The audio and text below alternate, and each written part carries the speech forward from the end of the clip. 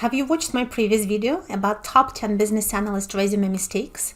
Making those mistakes can cost you your next job opportunity. If your resume does not get picked for interviews, you have to do some analysis and identify root causes.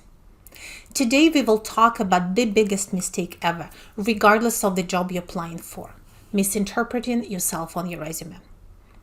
Now, we all know the temptation. You really like this job and the requirements are very clear. 5 years of experience with one software or another, expert user of a specific tool, certain industry knowledge. Or you've never had a similar position and you feel that without the experience, your chances are zero.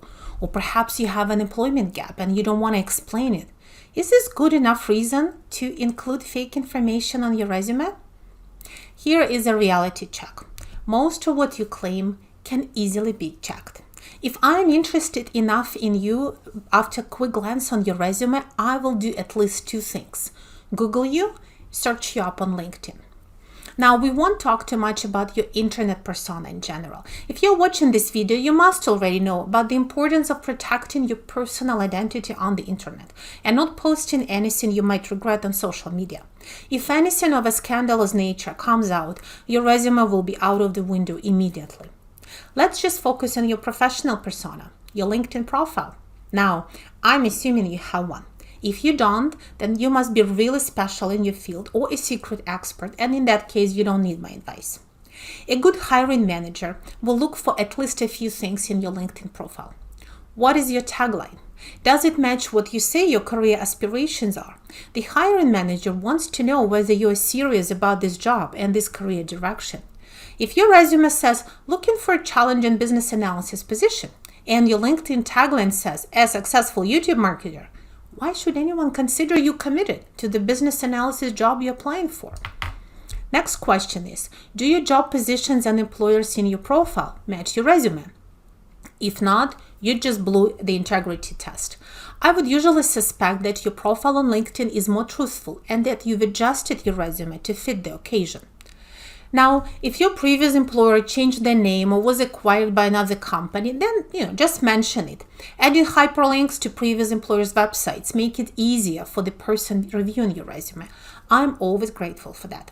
But don't include fake information. It will come out. Even if it doesn't get discovered right away and you get hired, most employers have rules about immediate dismissal if it turns out you've provided inaccurate information or lied on your resume. If you attempted to change the job position, remember, it's also very easy to verify. One call to your previous company's human resources department is all it takes. If you have worked in a position that's not the best match for the jobs you're applying for, there are other approaches you can take. First of all, mention your real position and then include relevant additional duties you've taken on. For example, note that you worked as a project coordinator or volunteered to help capture process flows. Maybe you took business analysis training while working as a data entry clerk. Maybe you documented the rules for data validation or helped to put together a list of valid codes to make your job more efficient. You can include bullet points like this: supported project X in business analyst capacity, data analyst secondment, or captured the business process and successfully implemented process improvements for X, Y, and Z. Now, I'm assuming that you have been proactive in your quest to become a business analyst and that you have done some of these things. The best advice I can give you is to actively seek opportunities to practice business analysis activities wherever you are. The same thinking applies to the skills and tools that you list on your resume. Be prepared to back up your claims. You may be questioned about any keyword on your resume. Will you be able to speak to them? Or will you say, well, I didn't really work with it that much? That would not reflect well. Neither will fumbling or saying something irrelevant that shows you have no idea what that particular tool does or how to use it. Much better to say, my previous company did not use that particular tool. However, I'm familiar with a similar one, and name it. Or even better, say, and I've researched the tool you are using and I watched some training videos. I will be able to catch on quickly. Again, make sure you can do it. You have to understand, integrity is a valuable commodity and it's too easy to fail the integrity test. Now, what about the employment gaps? Again, being dishonest about it is likely to backfire.